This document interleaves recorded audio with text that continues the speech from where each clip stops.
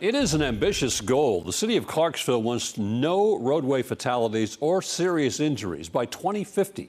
The city is now seeking public input as it finalizes its plans. News 2's Nikki McGee has more on the survey that goes live tomorrow. It is a very ambitious goal to say we're going to have zero roadway fatalities, but it's one of those things where you have to start now.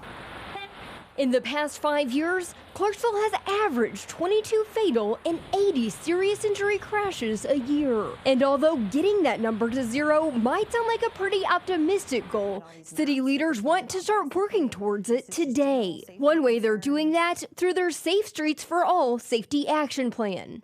Some of the things that we talked about doing perhaps were installing additional intersections, providing those protected pedestrian crossings, putting medians where you have a safe place to kind of pause as you cross these roadways, perhaps pedestrian overpass bridge type situations. Safe Streets for All project funds will come from federal grant money. This will supplement projects already in the works with the city's Transportation 2020 Plus plan. In phase 1 and 2, they did get public input and formulated a plan. Now they're looking for input on some of the hot spots they've identified. One of those hot spots, the New Providence Road area, where they've seen a high concentration of pedestrian deaths and injuries.